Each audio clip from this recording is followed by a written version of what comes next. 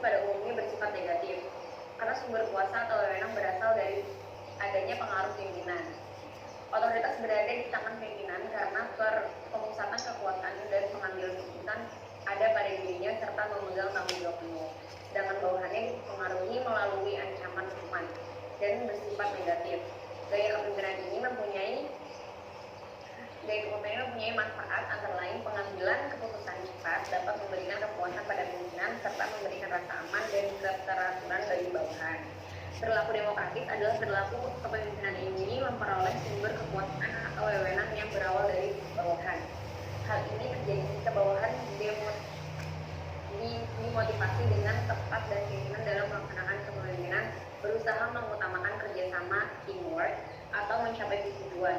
Ketika si pemimpin senang menerima saran, pendapat dan bahkan kritik dari bawahannya. Kebijakan ini terbuka baik diskusi dan keputusan kelompok. Namun kenyataannya perilaku kepemimpinan ini tidak mengacu pada model perilaku kepemimpinan yang ekstrim di atas, tetapi memiliki kecenderungan yang terdapat di antara dua ekstrim tersebut. Yang kedua, model kepemimpinan Ohio. Dalam penelitian ini, Universitas Ohio melahirkan teori dua faktor tentang gaya kepemimpinan, yaitu strukturisasi dan konsiderasi. Strukturisasi mengacu kepada perilaku pemimpin dalam menggambarkan hubungan antara dirinya dengan anggota kelompok kerja dalam upaya membentuk pola organisasi, saluran komunikasi dan metode atau prosedur yang ditetapkan dengan baik. Konsiderasi mengacu kepada perilaku yang menunjukkan persahabatan, kepercayaan, timbal balik, rasa hormat dan kehangatan dalam hubungan antara pimpinan, pemimpin dan anggota stafnya. Contoh dari faktor konsiderasi adalah pemimpin menyediakan waktu untuk menyimak anggota kelompok, pemimpin mau mengadakan perubahan, dan pemimpin bersikap bersahabat dan dapat berdikari. Sedangkan faktor strukturisasi adalah pemimpin menugaskan tugas tertentu kepada anggota kelompok. Pemimpin meminta anggota kelompok mematuhi tata tertib dan peraturan standar, dan pemimpin membutuhkan anggota kelompok tentang hal-hal yang diharapkan dari mereka. Yang ketiga, kepemimpinan Likert Management System. Likert mengembangkan suatu pendekatan penting untuk memahami perilaku pemimpin. Ia teori kepemimpinan dua dimensi, yaitu orientasi dan tugas individu. Penelitian ini akhirnya Likert berhasil merancang 4 sistem, yaitu ada sistem otoriter, sistem bijak, sistem konsultatif, dan sistem partisipatif. Sistem otoriter ini pemimpin melakukan semua keputusan yang berkaitan dengan pekerjaan dan pemerintah dan semua bawahan yang menjalankannya. Sistem otoriter bijak, perbedaan dengan sistem sebelumnya adalah terletak kepada adanya fleksibilitas pemimpin dalam menetapkan standar yang ditandai dengan meminta kepada bawahan. Sistem konsultatif ini kerja pada sistem ini dicirikan adanya pola komunikasi dua arah antara pemimpin dan bawahan.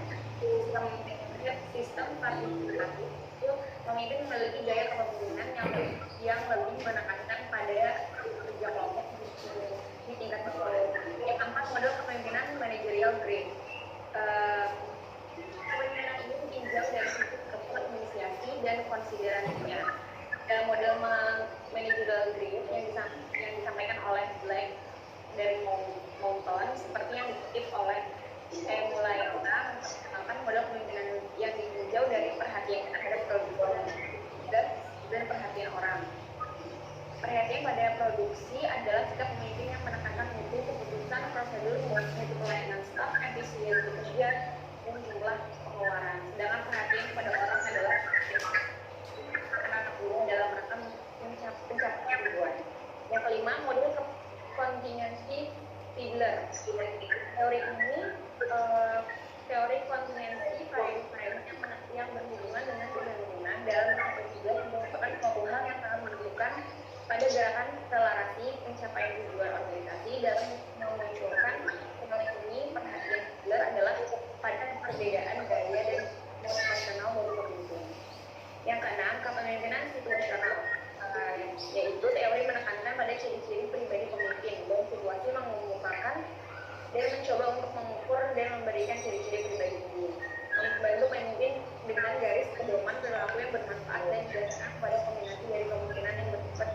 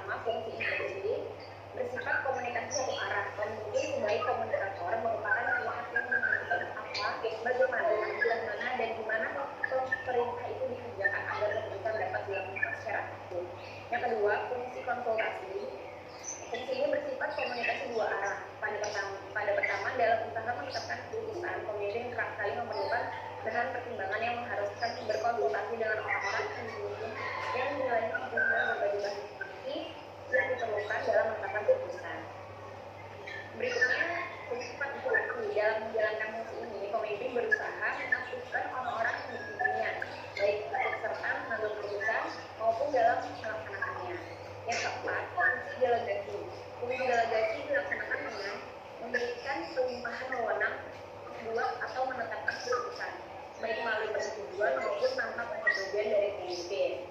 Fungsi delegasi berarti yang kelima, fungsi pengendalian. Fungsi pengendalian bermaksud bahwa kepemimpinan yang mampu mengatur aktivitas anggotanya secara terarah dan dalam koordinasi yang efektif sehingga kemungkinan tercapainya tujuan bersama secara maksimal.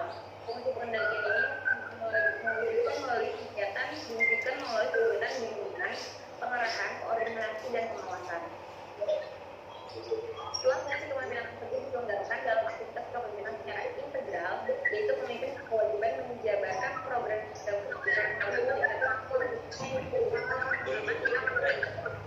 dan mengeluarkan pendapat, mengembangkan kerjasama yang mampu melakukan masalah dan mengambil keputusan masalah sesuai batas tanggung jawab masing-masing, menunggu kembangkan kemampuan memikul tanggung jawab, dan pemimpin harus mendayagunakan pengawasan sebagai alat pengendali. Untuk selanjutnya dilanjutkan oleh Pak Asep. Baik, untuk bagian D adalah mengenai ciri-ciri kepemimpinan.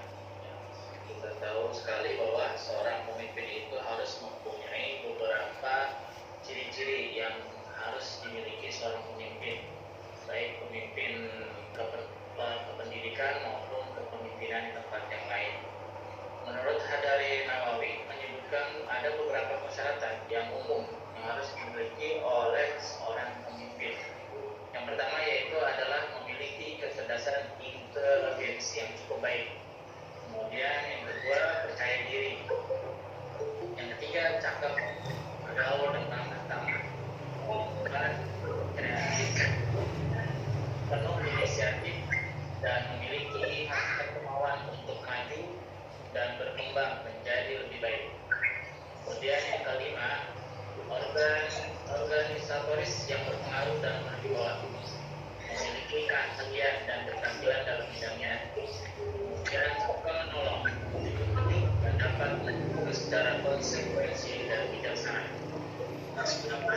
Memiliki keseimbangan atau kestabilan yang emosional dan sifat sabar, memiliki semangat pengabdian dan kesetiaan yang tinggi, berani mengambil keputusan dan tanggung jawab, hati, sederhana dan dapat dipercaya, bijaksana dan berlaku adil.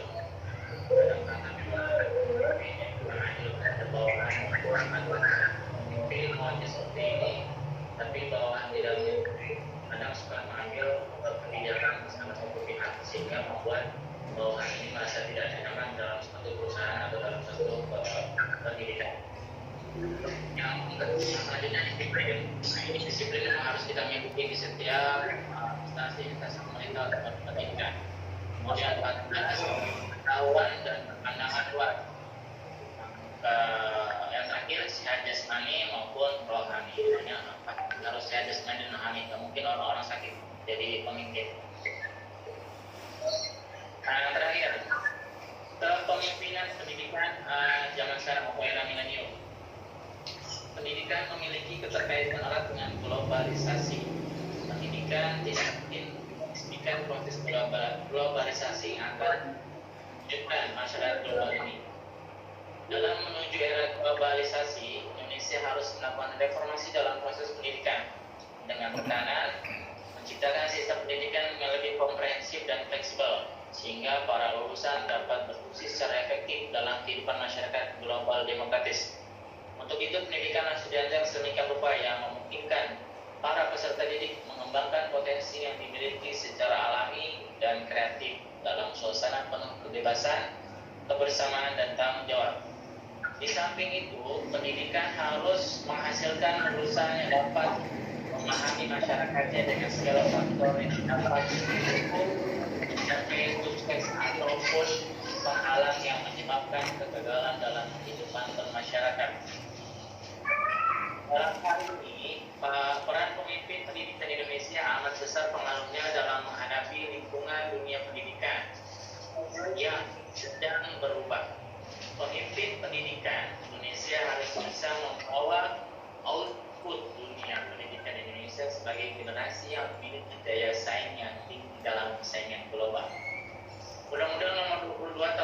1999 memberikan angin segar terhadap sistem pendidikan nasional. Konsekuensi konkret dampak dari undang-undang tersebut terwujud paradigma baru dalam sistem pendidikan nasional, yakni apa yang disebut dengan demokratisasi pendidikan. Melalui paradigma baru ini, pola sentralistik berubah menjadi desentralisasi dan tentunya akan berdampak pada kebijakan yang akan diambil, termasuk kebijakan apa yang akan dilakukan. Tentulah disesuaikan dengan situasi dan kondisi kita kini maupun yang akan datang, terutama dalam menghadapi era globalisasi. Demokratisasi pendidikan harus dijadikan suatu paradigma baru dalam memperkukuh sistem pendidikan Indonesia. Dengan demokratisasi semata ditemukan tinggi dan sistem pendidikan yang demokratis memiliki ruang yang besar penyelenggara pendidikan dan masyarakat untuk berperan dengan lebih nyaman untuk memerintahkan. Dengan demokratisasi dasar-dasar pendidikan, dasar-dasar pembentukan madani yang dapat tercapai. Masalah kepemimpinan telah muncul bersamaan dengan sejarah manusia. Terus menyadari pentingnya hidup kelompok untuk mencapai tujuan bersama. Mereka membutuhkan beberapa orang yang membutuhkan yang lain lepas dari kelompok. Air keran nggak nyala. Ini tidak dapat dipungkiri karena manusia selalu mempunyai keterbatasan dan kelebihan-kelebihan tertentu. Rumusan kepemimpinan dari sejumlah hal ini menunjukkan bahwa dalam suatu organisasi terdapat orang yang mempunyai kemampuan mempengaruhi, mengarahkan, memimpin, dan juga sebagian orang yang mempunyai kegiatan untuk mempengaruhi perilaku orang lain karena mengikuti apa yang menjadi kehendak daripada atasan atau pimpinan mereka. Itu kepemimpinan dapat dipahami sebagai kemampuan mempengaruhi bawahan agar terbentuk kerjasama di dalam kelompok untuk mencapai tujuan organisasi. Apabila orang-orang yang ikut atau bawahan dapat dipengaruhi oleh kekuatan kepemimpinan yang dimiliki orang, mereka akan selalu pimpinannya adalah sadar dan memahami. Artinya itu kemauan pimpinan itu dengan suatu mereka membuat dan membantuan dalam suatu kepemimpinan atau perusahaan yang sifatnya membangun dan memajukan organisasi tersebut. Organisasi yang berhasil dalam mencapai tujuannya serta mampu memenuhi tanggung jawab sosialnya akan sangat tergantung pada para manajernya atau pimpinannya. Apabila manajer atau pimpinan mampu melaksanakan fungsi-fungsinya dengan baik, sangat mungkin organisasi tersebut akan dapat mencapai sasarannya. Suatu organisasi membutuhkan pemimpinan yang efektif. Dan harus dilakukan anggota atau anak buahnya. Jadi seorang pemimpin atau kepala suatu organisasi akan diakui sebagai seorang pemimpin apabila ia dapat mempunyai pengaruh dan mampu mengarahkan bawahannya ke arah pencapaian tujuan organisasi itu. Untuk pemimpin pendidikan, langsung ke bagian paragraf terakhir. Pemimpin pendidikan Indonesia harus mampu mengemas sistem pendidikan nasional berorientasi pada pembangunan jiwa, harus berani mengambil kebijakan melanjutkan dunia pendidikan dan membuat alokasi dana pendidikan yang lebih besar di sektor pendidikan sebagai bagian investasi jangka panjang demi kepentingan masa depan bangsa. Kebijakan pendidikan nasional harus pragmatis, kreatif, dan sederhana. Demikianlah pembacaan makalah atau presentasi makalah pada hari ini tentang kepemimpinan pendidikan. Nah, pada akhirnya kesimpulannya adalah bahwa kepemimpinan pendidikan pada suatu lembaga tanpa kehadiran kepemimpinan pendidikan, proses pendidikan termasuk pembelajaran tidak akan berjalan efektif. Kepemimpinan ini baik berupa guru ataupun kepala sekolah ataupun dosen dan sebagainya, ini tidak akan efektif bila tidak ada saling kerjasama antara atasan dan bawahan. Kepemimpinan pendidikan adalah pemimpin yang proses keberadaannya dapat dipilih secara langsung, baik itu dipilih oleh yayasan ataupun oleh pemerintah ataupun instansi lainnya. Dengan mengetahui model-model dan ciri-ciri dan fungsi dari kepemimpinan pendidikan yang telah diuraikan, maka kita bisa merumuskan bagaimana cara manajemen kepemimpinan pendidikan. Selain itu, kepemimpinan pendidikan juga sangat penting aplikasikan dalam kehidupan sehari, terutama bagi para pengemban profesi pendidikan. Karena dalam sebuah lembaga pendidikan, suatu pemimpin itu sangat dibutuhkan sebagai organisator dan dalam mendukung kesuksesan tercapainya sebuah tujuan lembaga pendidikan.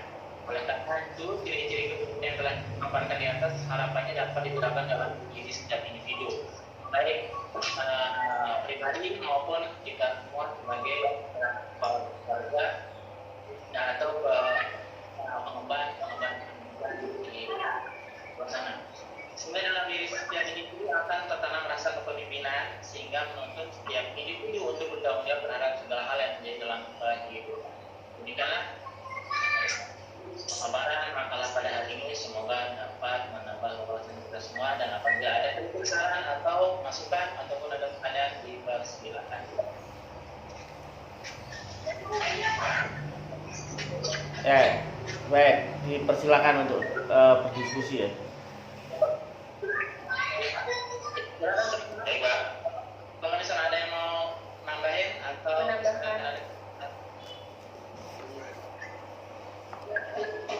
baru ada 10 orang nih yang masuk.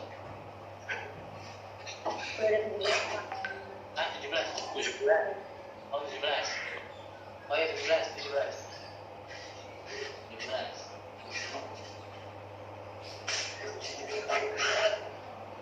Main Cahyo. Makan mulu yuk.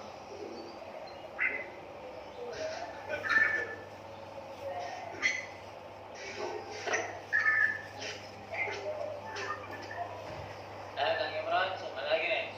Baru Kang Soan ini. Lu tidur dulu. Ada. Ayo Kang Oji. Gimana sih? Berapa orang yang hadir nih? Baru 18 Kang. Baru 18 orang. 18 orang. Oh, ini udah. Saya masih ngasih sinyal.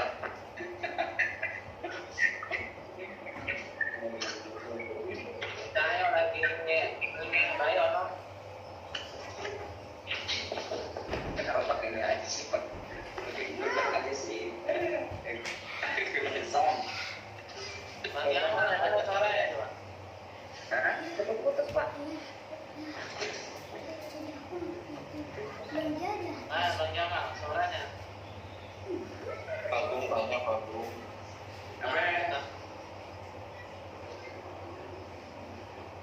Hadir, Lampung. Oh, iya udah. Hadir. Ini penuh amat, yo. Bang Asril. Ya, iya, Bang. Kedengeran. Tadi ada yang belum, salah baru ini. Yang nggak bisa dijangkau apa? Ada di Pemekatik Mucara Kacir. Gimana itu Bang Jamal? Apa yang mau jemur atau lagi jalan? Iya, lagi berjemur. Lagi berjemur dia.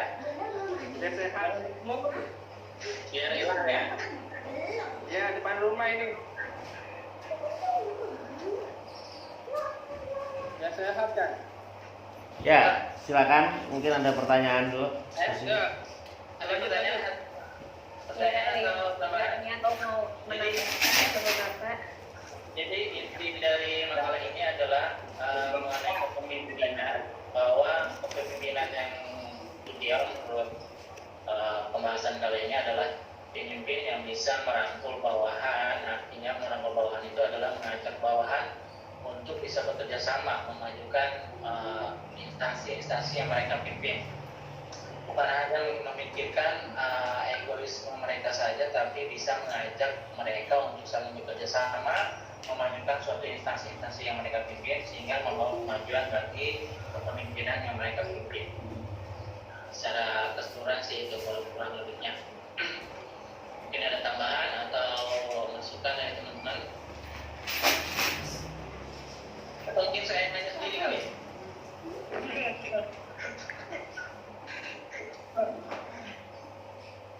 Saya boleh nanya, Pak? Oh, Aisyah, ya boleh. Iya.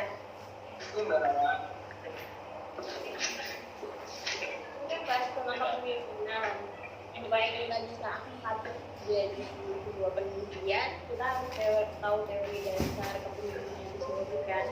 Iya, betul. Boleh ya penjelasan teori yang melandasi sebuah kepemimpinan.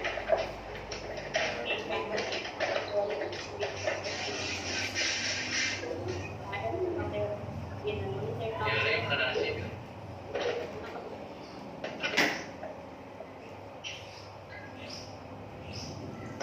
Oke, ada lagi? Belum ada kita. Ya, baca dulu dah. Dia lagi presiden makanya normal kita. Nah, coba, Sarah mungkin bisa bantu saya cari dulu ininya, jelasannya. Ntar Pak, saya lagi cari juga Pak.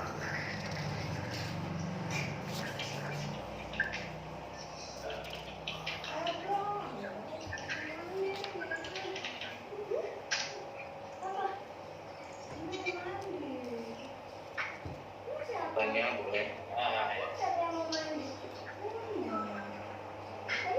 Oke, ini.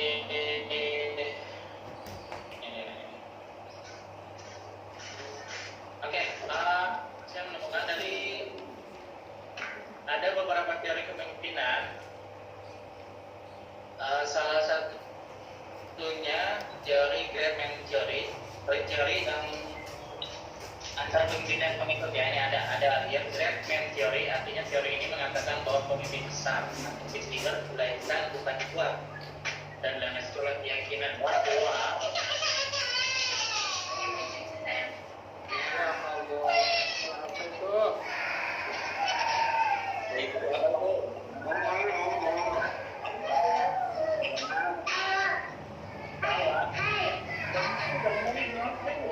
orang yang memiliki luar biasa dan dilahirkan dengan kualitas jiwa. Nah itu, teori yang pertama. Kemudian ada lagi teori sifat. Teori sifat ini merupakan yang membedakan pada pemimpin dari lainnya, bukan pemimpin dengan cara berfokus pada berbagai sifat. Ya, artinya teori sifat ini yang menggambarkan karakteristik sebuah pribadi seorang pemimpin, ya, membedakan pemimpin yang satu dengan pemimpin lain. Kemudian ada lagi teori perilaku. Ya, teori perilaku disebut juga dengan teori sikap dan merupakan sangka antara teori genetis. Pemimpin itu harus disiapkan. Ya, jadi berarti nih anaknya bagaimana, bagusnya nih jadi pemimpin. Kira-kira bisa nyontohin nggak? Jadi teladan nggak kira-kira? Bukan? Kalau misalkan tidak jadi teladan, tidak mencirikan seorang pemimpin yang baik, maka dia belum bisa lah menjadi pemimpin di sebuah instansi pendidikan atau pemerintah. Kemudian ada lagi Teori situasional. coba jelasin Sarah. Iya, yang ketiga ada teori situasional, yaitu seorang pemimpin itu ditentukan oleh ciri berperilaku yang sesuai dengan tuntunan situasi organisasional dan situasi kepemimpinan yang dihadapi, tentu dengan mempertimbangkan faktor luar dan waktu. Jadi pemimpinnya itu bisa secara situasional tuh bisa menempatkan kondisinya gitu. Terus faktor situasional yang berpengaruh pada gaya kepemimpinan itu adanya ancaman dari luar kelompok, stres, kompleksitas tugas, norma yang dianut dalam kelompok dan sebagainya lagi. Jadi seorang pemimpin itu bisa menempatkan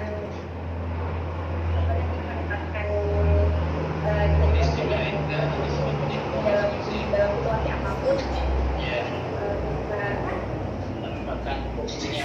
ya menempatkan. Yang ketiga dari teori kepemimpinan. Ada lagi. Saya mau nanya, ya. Ada lagi. Saya mau nanya nih Bang. Saya lanjutkan. Bang Asril, Dulu, ya Bang. siapa dulu nih? Ya udah Bang dulu. Sweet dulu. Ya, Ada bahasanya sweet ya. Sweet dulu. yang cakepan duluan. Tidak. Dia ada alasannya dulu ada.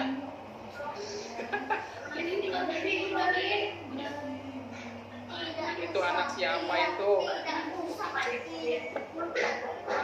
Sony itu anaknya itu. Lagi ngomong dia. Mute dulu lah, mute dulu suaranya. Kalau ngomong baru lagi.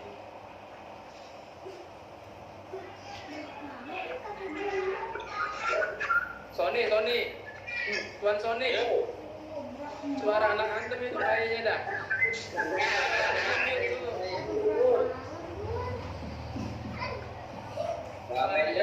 dulu. Di mute dulu, nah gitu.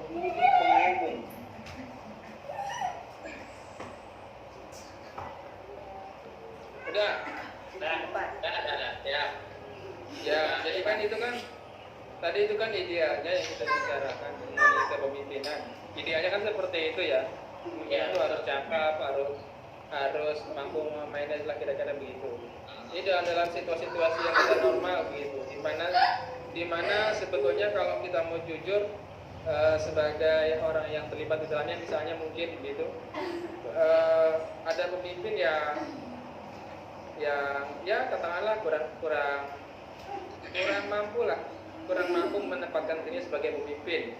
Contoh yang kemarin diceritakan sama Heri itu, di mana di sekolahnya itu ketika ada sekolahnya kan depan jalan tuh, kemudian pintu gerbang dibuka karena nggak enak, yang kepala sekolah itu keponakan, yang punya warung di luar itu bibi atau ucang begitu, jadi perasaan nggak enak begitu. Ya kan, itu kan di luar ideal gitu kan.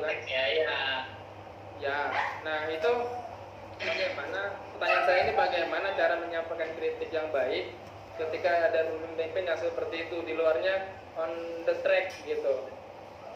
Ya, jadi di luar tracknya gitu berpikirnya atau perilakunya. Kemudian bagaimana ukurannya untuk menilai keberhasilan seorang pemimpin?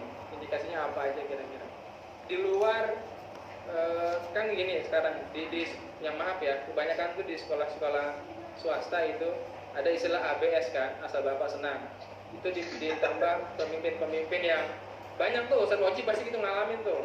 Aku Pak Oji sering begitu tuh. Ya. Soalnya sekolah-sekolah itu kan ada. Buat naik dukun aja.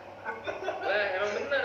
Aneh pernah lama ngajar di swasta kayak gitu modelnya, banyak ABS asal bapak senang gitu. Nah, ukurannya apa itu kira-kira? Ukurannya apa? Ukuran keberhasilannya seperti apa gitu? Kira-kira begitu. Ukurannya XL, L, PM tuh. Ya kira-kira begitu. Kalau gede banget ya XXL kan begitu. Ya Pak. Oke, tadi yang pertama kan ada ketika ada seorang pemimpin terus punya saudara, dia buka warung depan sekolah, terus yang jualan kucingnya, terus yang yang jualan satu lagi bibinya, terus ketika kepala sekolah ketika dia pulang agak ada rasa kayak enak. Nah itu yang jadi karena kita suka serbatan lah, jadi salah satu kita seorang pemimpin, salah satu juga kita keluarga. Nah sebenarnya kalau secara profesionalitas gitu kan, ya kalau buat kita sendiri sebagai konsultan pendidikan, ya kita harus profesional lah gitu kan. Waktunya kita dengan keluarga artinya ketika kita sudah terjun langsung di luar masalah keluarga, ya kita harus profesional. Ya, ketika memang ada kita lihat seorang pemimpin seperti itu, dia dengan tegas coba kita tegur dengan cara yang baik. Ini kita langsung tatap muka langsung, kita obrolkan juga, kita langsung bicarakan kepada mereka. Saya sendiri juga ngalamin. Saya udah ngalamin di sekolah. Dia ngalamin di sekolah begitu. Saya udah ngalamin sekolah saya begitu. Mohon maaf ya, ada pemimpin saya yang seperti itu. Ketika memang artinya dia satu yayasan, satu keluarga. Ketika dia seperti itu, yang mau nggak mau kita harus bilang. Artinya bilangin, samperin. Ya, ketika ada forum rapat, ya kita langsung kasih masukan. Dan segalanya tidak secara keseluruhan, tidak secara keseluruhan mengenai kejelekan dia di luar kepemimpinan dia. Itu yang pertama. Yang kedua, mengenai Bang tadi Bang kepemimpinan apa Bang? Indikasi keberhasilan seorang pemimpin ya, ketika tidak Dari mana? Kalau yang saya alami, di sekolah itu keberhasilan seorang guru bisa dinilai ketika dia bisa mengarahkan bawahannya menjadi lebih baik. Kita sudah memberikan, artinya sudah memberikan nilai-nilai positif yang baik kepada bawahannya, sehingga bawahannya ini bisa menerapkan apa yang telah diinginkan seorang pemimpin. Ada satu nilai yang bisa membuat keberhasilan dalam dirinya sebelum dia terjun untuk melibatkan merubah keberhasilan dalam suatu instansi tersebut. Artinya kita harus mengubah dulu dalamnya dulu nih sebelum merubah secara keseluruhan. Kita merubah dulu dalamnya dulu nih, artinya anak buahnya dulu nih, kita rapiin dulu nih. Nah, anak buahnya udah nyaman belum sama pemimpin? Anak buahnya udah bisa ngikutin belum? Kadang kan gitu, di swasta sering banget pemimpin begini, bawahannya ngedumel, ya. Tempat dulu itu bang. Kan? Ya, pemimpinnya bawahannya gitu. Kan kadang pemimpin seperti itu yang harusnya introspeksi diri. Belum sih kita memberikan contoh kepada bawahan, artinya memberikan sesuatu yang positif kepada bawahan. Ketika sudah memberikan sesuatu yang positif kepada bawahan, maka insya Allah bawahan pasti bisa ngikut. Bawahan bisa ngikut, insya Allah karena di suatu instansi bisa maju, kan? Bang, mungkin kakak bisa nambahin atau ada tetap lain. Itu menurut Ani bang yang aneh alami selama di instansi pendidikan, gitu. Terus kan tadi kan dibilang tuh bang, nanti kan pada nih ya mungkin saya juga kan bukan nggak harus di pendidikan kan. Iya betul. Di struktural misalkan nanti akan bisa jadi lurah misalkan, jadi lurah kebun kosong nggak ada waktu. Iya misalkan bang, juga seperti itu bang. Perlu dibahas juga itu di luar pendidikan, karena kalaupun nanti kita berhasil kan, misalkan amin, ya kan nggak semuanya juga jadi harus diterjun ke pendidikan juga kan, kayak gitu. Sama itu gimana cara ngukurnya kayak gimana? Gantian apa nanti? Ngukur apa ya? Ngukur keberhasilannya. Ngukur kebun kosongnya gitu. Bisa kita jual ke kebun. Lagi kabur ya. Kalau calon tangan begitu, kalau calon tangan kebun kosong begitu. Pak Son aja masih ada nggak sih? Halo. Masih ada. Masih ada. Terus senyum aja dong, nggak juga. Masih. Ya. Diikuti dengan seksama katanya. Dia lagi bikin kebun kosong. Ya, menimpa. Borongnya semua ini. Efek lockdown Pak, maaf. Iya, begini dah jadinya.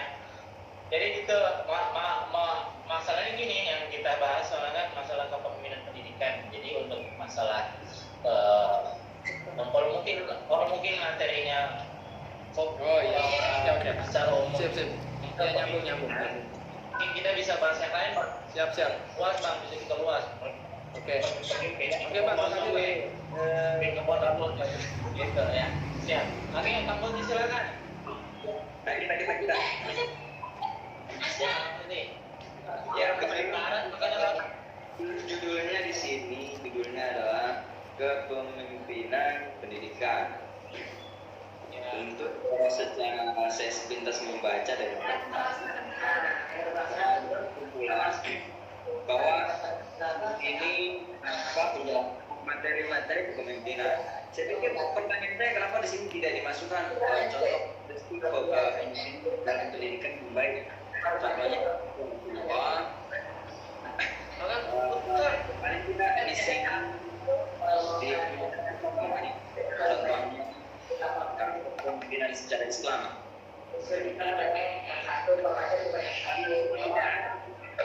Contoh karakteristik secara Islam. Nah, pengelolaannya itu Rasulullah juga kan orang itu luar biasa. Nah itu perlu kita tahu sendiri Apalagi kita di sini adalah program magister pendidikan Islam yang dimana Islamnya ini sudah sangat bagus sekali sih ya, bermanfaat sekali. Kalau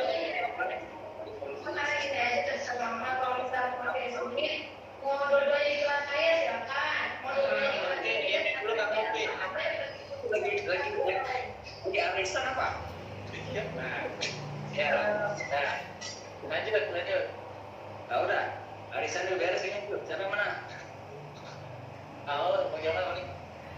Amin. Gimana orang yang mau sih? Gimana? Mencontoh ke arah Oke, lanjut. Oh iya kan bahkan makan jambu itu keluaran jambu makanya nggak kenyang.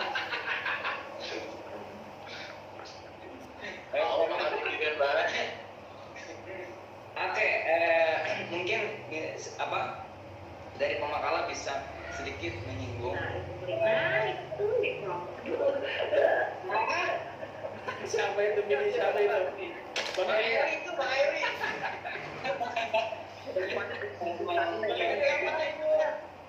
Halo. Iya ya. Halo. Jangan mah bini mah di Lampung sono. Masih di karantina. Halo Bang Eri, itu nggak mau dikerokok. Ya. Coba susu dari sini ya. Susah banget. Iya. Udah di-mute dulu udah ada. Iya, udah masuk. Di-mute dulu, Oke. di-mute dulu. Sip. Oke.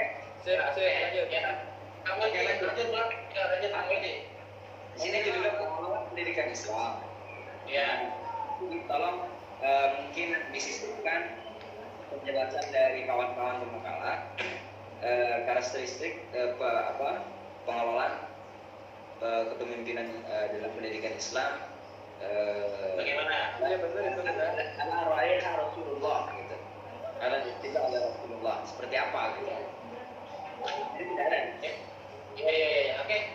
Cara Rasulullah seperti memimpin ketika dalam hal pendidikan. Terus tentu zaman dulu adalah Rasulullah juga bahkan menjadikan gurunya sebagai pengajar seperti apa mungkin. Karena itu dijelaskan secara mudah saja. Harusnya sih dicantumkan. Oke. Biasa Oke, ini. Pak. Kemarin dia udah ngodok biasa juga. Kayaknya baik. Tunjukin RPS-nya, Rara. Farah. Tunjukin RPS-nya. Udah itu jawaban yang paling paling pas. Paling pas. Suruh lihat RPS-nya ya. No, RPS Itu itu juga RPS, ya. kayaknya baca RPS-nya. Nah, dia bayar lah. Oh, penting itu tambahin.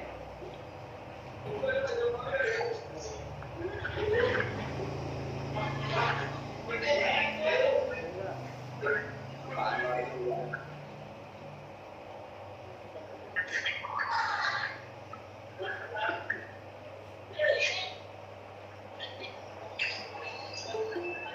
Oke.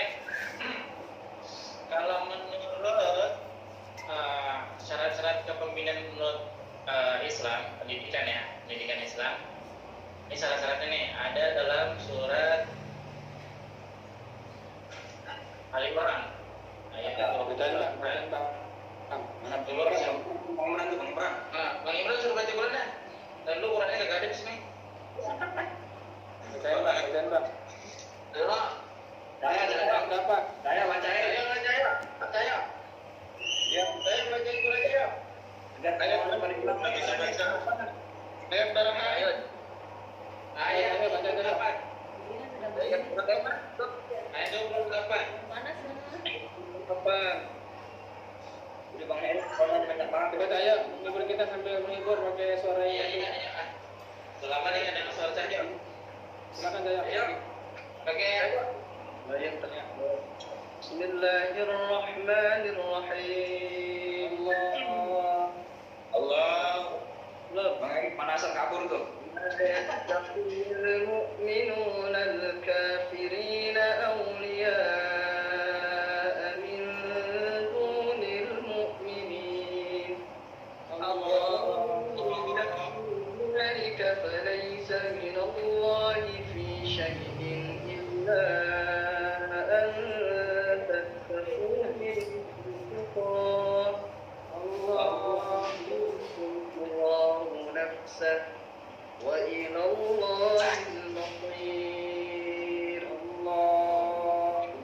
Ini dong arti. Iya. Serti. Parah arti itu. Iya. Artinya adalah janganlah orang-orang mukmin mengambil orang-orang kafir sebagai pemimpin atau pelindung dengan meninggalkan orang-orang mukmin. Wah, itu Barang ayat siapa apa kemarin ini ya? yang berbuat demikian niscaya lepaslah ia dari pertolongan Allah. Nah ini intinya sih ya satu beragama Islam, beriman dan bertakwa itu kalau pemimpin kita ya. Bingung gimana dulu bang? Inti lagi jangan jadi perdebatan, jangan gitu dah ayatnya dah. Udah rame itu kemarin masalah ya. Dari lain dari. Lanjut ya.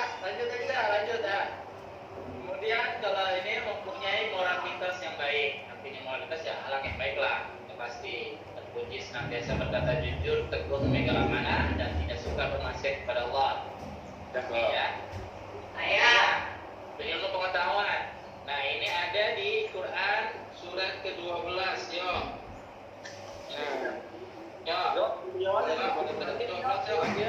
Ayo baik lagi ya. Lagi panjang ya.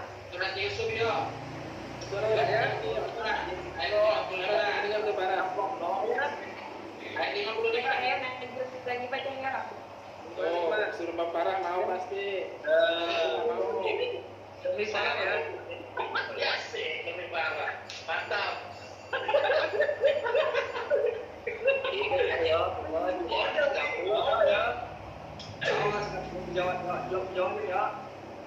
Qala ini ala khazainil ard. Ini kayak suara enak dong. Iya suaranya. Dibaca Pak, gitu aja. Demi pas. Jangan begitu Cahyo, ini lagi lockdown, kita butuh yang merdu-merdu. Pakai semangat. Bagaimana? Kan itu punya anugerah dari Allah, suara yang merdu. Bahkan apa? Kan saya bicara sama Bapak. Iya. Parah yang minta bukan saya. Iya, Parah juga, kamu udah Jangan berantem di sini. Ada penampakan. Aduh, ada bawang antong tuh. Oke, ini ayat 55 yang artinya adalah dia Nabi Yusuf berkata, jadikanlah aku bendaharawan negeri Mesir karena sesungguhnya aku adalah orang yang pandai menjaga dan berpengetahuan. Artinya itu berilmu pengetahuan. Selain seorang yang dipilih sebagai pemimpin mempunyai pengetahuan yang mencakup pengetahuan tentang administrasi negara, politik, hukum, dan yang terpenting adalah pengetahuan agama Allah Subhanahu wa Ta'ala. Oke, yang keempat adalah tadi. namanya gitu. Iyalah. Kemudian yang keempat mempunyai kemampuan. Artinya mempunyai kemampuan ini adalah seorang pemimpin itu hendaknya seorang yang kokoh imannya, nggak bisa tergoyahkan, imannya harus kuat. Ya. Kemudian takwanya apalagi, mulia akhlaknya. Ya, pokoknya jujur, adil, tegas dan pokoknya amanah tapi fatona ada. Jadi keamanan tapi fatona ada. Kemudian kelima mempunyai kepedulian tinggi kepada rakyat. Jadi jangan semua maunya bare, dia doang pengen, teman rakyat tidak dipikirin. Gitu. Pak Prim, jadi presiden. Wassalamualaikum. Ya. Ini ada lagi tipe kepemimpinan pendidikan menurut Islam. Ya. Tipenya ada 6 nih. Ya, mudah-mudahan bisa 6. Ya. Yang pertama, tipe kepemimpinan pribadi atau personal leadership. Tuh. Nah, kalau ini segala sesuatu tindakannya itu dilakukan mengadakan kontak pribadi. Artinya secara langsung dia secara personal. Oh, ini Baik apa namanya? Sidak. Ya, gitu dah kurang lebih. Jadi secara lisan, baik secara lisan maupun secara tidak lisan. Ya, tapi pribadi langsung. Bukan. Yang kedua, Ya, artinya langsung ngelihat ke bawah gitu ya. Terjun ya ke betul. Jokowi gitu ya. Langsung terjun ke pasar. Jadi amplop Ya. Kedua, tipe kepemimpinan pribadi atau non personal leadership. Artinya segala sesuatu kebijaksanaan yang dilaksanakan melalui bawahan atau media non pribadi baik karena atau pribadi juga penguasa. Jadi nggak langsung terbuka kalau ini ada medianya, ya. Jadi nggak langsung terjun ke lapangan langsung. Jadi ada orang pertama, orang kedua, misalkan gitu. Yang ketiga Ya, tipe pemimpin otoriter atau authoritarian leadership. Nah, pemimpin otoriter biasa ya sebenarnya ini bekerja keras nih, dia orang bekerja keras, sungguh-sungguh, kemudian teliti dan tertib. Dia selalu bekerja menuntut peraturan-peraturan yang berlaku, jadi sesuai dengan peraturan-peraturan. Kalau misalkan dari yayasan mintanya A, dia harus melaksanakan A. Nah, mintanya B sampai Z, ya lakukan B sampai Z. Ya. Kemudian secara ketat dan instruksinya harus ketat. Jadi saklek lah ibaratnya, orang-orang saklek. Nama jama sakit tuh. Yang keempat, tipe Kim Jong Un. Ini kan itu bagus. Tapi itu nggak beriman. Ada tipe yang keempat, tipe kepemimpinan demokratis atau democratic leadership. Nah, pemimpin ini yang demokratis menganggap dirinya sebagai bagian dari kelompoknya dan bersama-sama dengan kelompoknya berusaha bertanggung jawab. Melaksanakan tugas bersama, artinya dia tidak membuktikan sendiri, tetapi secara berkelompok memajukan suatu instansi secara bersama-sama sehingga bisa terlaksana semua tugas yang dibeban mereka bersama. Kemudian, tetapi tetap seluruh tugasnya ini tetap dalam pengawasan. Dari pengawasan. Kelima, tipe kepemimpinan paternalistis leadership. Kepemimpinan ini didirikan oleh suatu pengaruh yang bersifat kebapaan dalam pimpinan dan kelompok. Tujuannya adalah untuk melindungi dan untuk memberikan arah seperti arahan seorang bapak. Jadi kalau pemimpin ini halnya ibaratnya bapak kakak. Keluargaan gitu ya Pak. Ya, keluargaan gitu ya. Jadi intinya bahwa pemimpin ini selalu mengayomi, memberikan arahan pada bawahannya agar bisa mengerjakan pekerjaannya dengan baik dan melindungi ya bawahan-bawahannya dari hal-hal yang tidak diinginkan. Kemudian yang terakhir, tipe kepemimpinan menurut bakat endogenous leadership biasanya timbul dari kelompok orang-orang yang informal, di mana mungkin mereka berlatih dengan adanya sistem kompetensi sehingga bisa menimbulkan klik-klik dari kelompok yang bersangkutan, dan biasanya akan muncul pemilih yang mempunyai kelemahan di antara yang ada dalam kelompok tersebut menurut Bincang Talib. Jadi kalau ini pemimpin yang sesuai dengan bakatnya masing-masing. Misalkan suatu pemimpin yang bisa mengelola secara langsung dan tidak langsung, atau pemimpin yang mempunyai kelebihan, misalkan dia itu bisa 5 bahasa, misalkan, atau dia bisa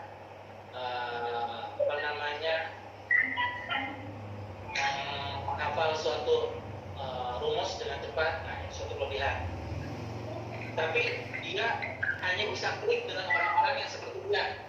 Nah, jadi banyak sekali pemimpin-pemimpin seperti ini yang timbul kelemahan-kelemahan yang sangat signifikan. Jadi orang-orang ini ya itu hanya orang-orang yang memang klik, misalkan si A, ya kliknya sama si A, si B kliknya sama si B, si C kliknya si C. Itu seperti itu, kemungkinan seperti itu ya. Mungkin itu aja penjelasan dari kami mengenai ya Kang Ozi, mudah-mudahan puas ya. Mana cerita kemarin ini ngomong ya sih Pak Kang Asep. Iya Pak. Boleh nambahin, tadi saya dengerin kepemimpinan terus. Ini kan masalah teori semua ya, teori. Jadi kalau saya lihat mungkin kayak tadi udah betul itu yang masalah sifat-sifat pemimpin, staff ya, sidik, tablik, amanah, patona. Cuman kalau saya lihatin belum ada seperti pemimpin harus kayak tadi ngeklik like and dislike sama Kang Asrir. Paling tidak seorang pemimpin kayak Rasulullah punya 4 bawahan. Seperti yang Pak Khalifah itu. Halo? Iya Pak. Ya.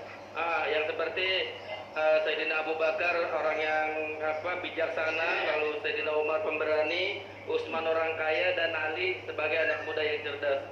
Paling tidak seorang pemimpin kudu punya 4 asisten ya atau bawahan yang memiliki 4 kriteria itu sehingga bisa menjalankan organisasi secara ya minimal 99% menuju sempurna lah. Walaupun pemimpin itu tidak harus menguasai. Iya, gitu Kang Asrir. Itu tambah dari saya, makasih. Oke, orang dijadiin saya kalau saya kita ngomong, kalau saya lain kalau ngomongnya beda. Itu 4 lipat dari 4 orang digabungin kita disuruh jabatan kayak begitu. Bisa. Lagu udah bisa Kang Agung. Apel yang mana apel? Apel, mana lagi apel? Jangan ribut. Ini mau nanya nih. Caranya Banyak hanya ada kelas. Ini ada.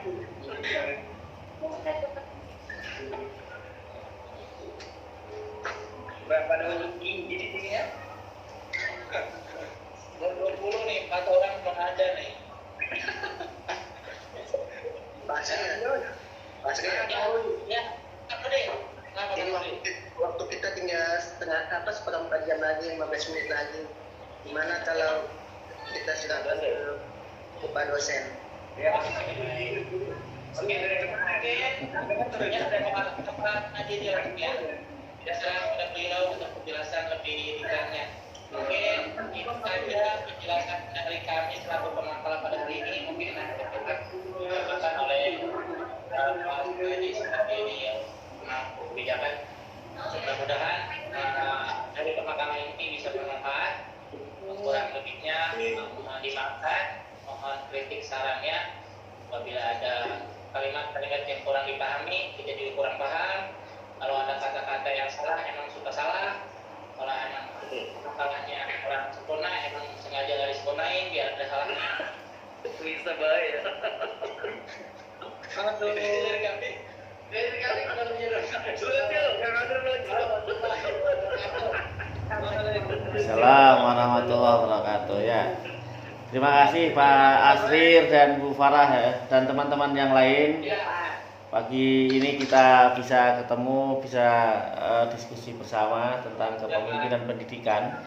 Tadi Pak Dede Rosadi izin katanya lagi sakit beliaunya ya, mudah-mudahan cepat sehat. Baik, terkait kepemimpinan pendidikan, saya kira kita perlu berpikir dari belakang bahwa apapun yang terkait dengan pendidikan itu pada intinya adalah ada orang yang sedang dididik, peserta didik. Nah, tadi pertanyaannya Pak Jamal misalnya, ukurannya apa? Ukuran kepemimpinan atau ukuran kependidikan? Nah, ini yang perlu. Kalau ukuran kepemimpinan, nanti kita bicara tentang how to manage, bagaimana seorang leader memanage, apa yang harus dilakukan dan bagaimana seorang pemimpin itu menyelesaikan tugasnya dalam kepemimpinannya itu.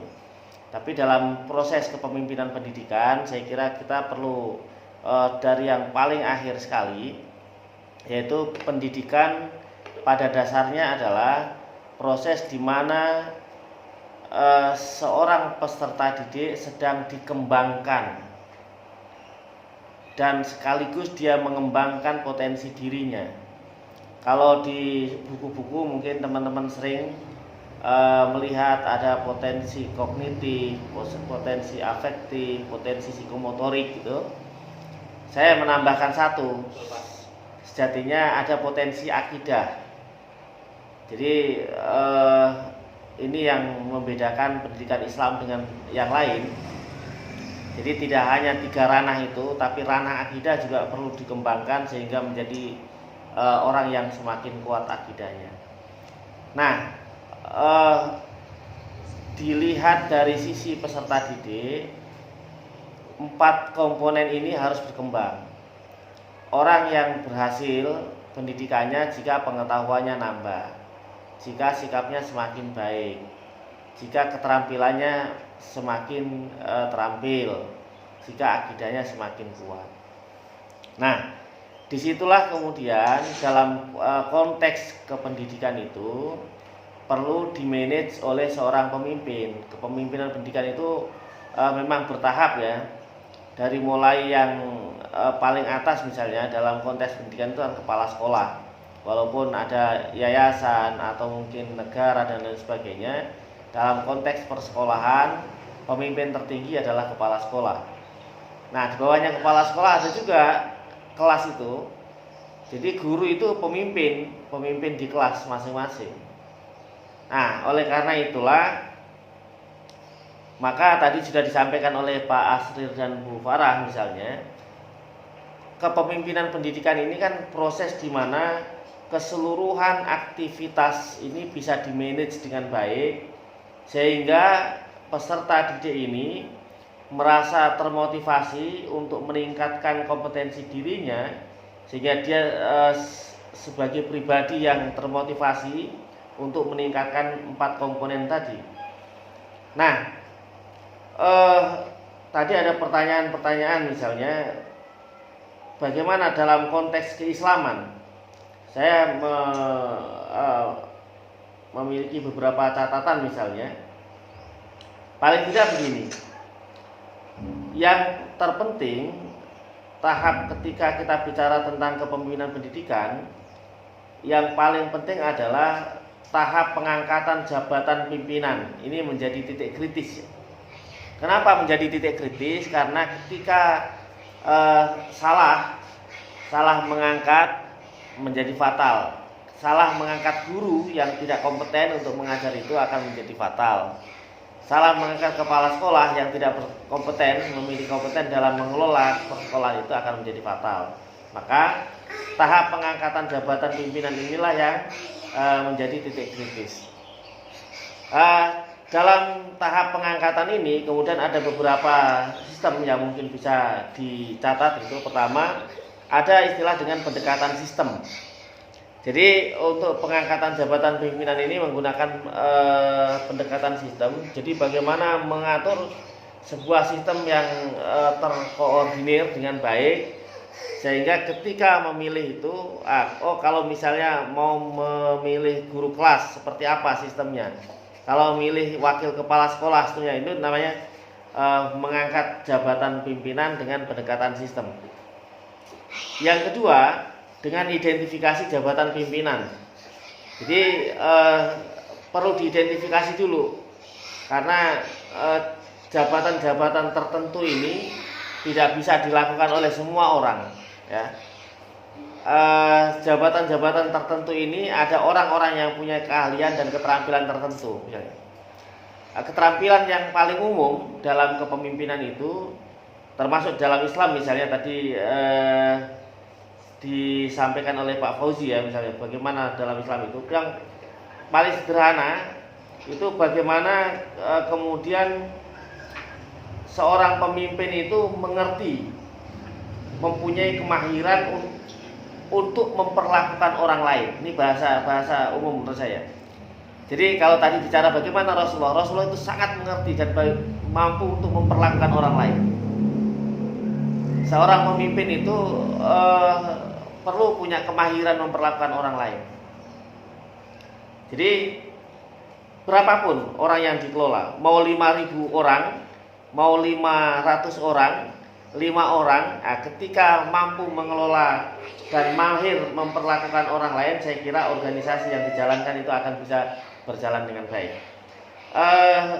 Berikutnya yang ketiga tadi tentang pengangkatan jabatan adalah terkait dengan keterampilan pengelolaan. Jadi perlu perhatian ada keterampilan pengelolaan. Dan yang keempat perlu memperhatikan aspek-aspek kepribadian. Tadi sudah dibahas aspek kepribadian pemimpin ya. Jadi aspek seperti apa yang diperlukan untuk menjadi pemimpin di situ. Kemudian yang kelima ini ada tahap orientasi dan sosialisasi ya. Jadi harus ada tahap orientasi dan sosialisasi ketika seseorang mulai menjabat menjadi pemimpin, dia perlu mengetahui tahapan-tahapan apa yang harus diselesaikan, pekerjaan apa yang harus diselesaikan, ukurannya sampai mana dia dianggap berhasil dan tidak berhasil. Nah, ketika ukuran-ukuran itu misalnya jelas dari awal, mungkin tadi apa yang ditanyakan oleh Pak Jamal, saya kira bisa terminimalisir. Saya kira itu ya. Mungkin ada pertanyaan atau diskusi yang disampaikan lagi.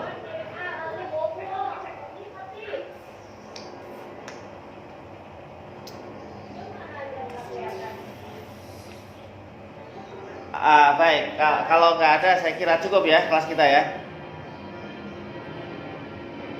Nggak ada? Ya, Pak. Baik, terima kasih. Terima kasih kepada teman ya. Disekirin sudah, Pak. Ya, ya. Saya, Pak. Ya, baik, terima kasih kepada semuanya dan mudah-mudahan kita bisa Sudah absen belum, Pak? ya. Sudah. Absen atau belum? Ada. Di saya ada tulisannya semua ya. Ada semuanya. Baik, terima kasih semuanya. Sama-sama kita akhiri baca hamdalah. Alhamdulillahirabbil alamin. Assalamualaikum warahmatullahi wabarakatuh. Waalaikumsalam. Jadi langsung